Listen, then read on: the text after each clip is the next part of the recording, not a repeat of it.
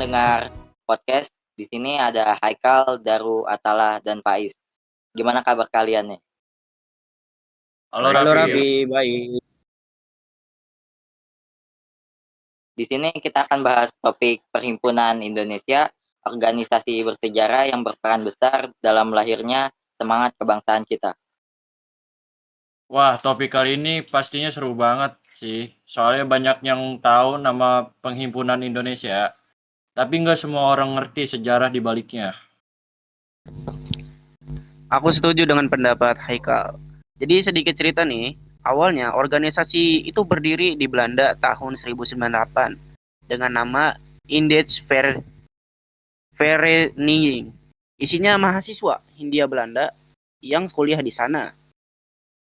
Awalnya cuma perkumpulan biasa ya, tapi lama-lama berkembang jadi organisasi politik yang memperjuangkan kemerdekaan Indonesia. Terus pada tahun 1925, namanya itu resmi diganti menjadi Perhimpunan Indonesia.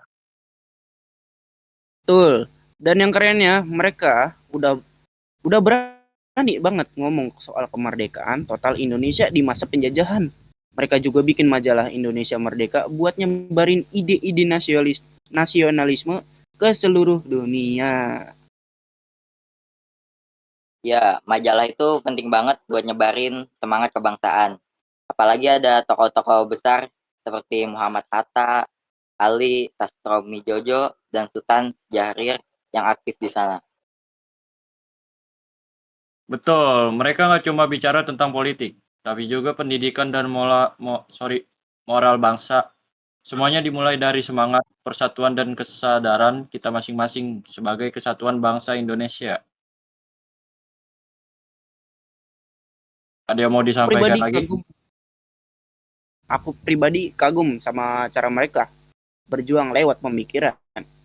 Jadi perjuangan itu nggak harus selalu fisik, melainkan bisa dengan cara lewat ilmu dan gagasan yang membangun. Ya, Pais, betul banget. Dan semangat itu masih relevan banget buat kita sekarang ya.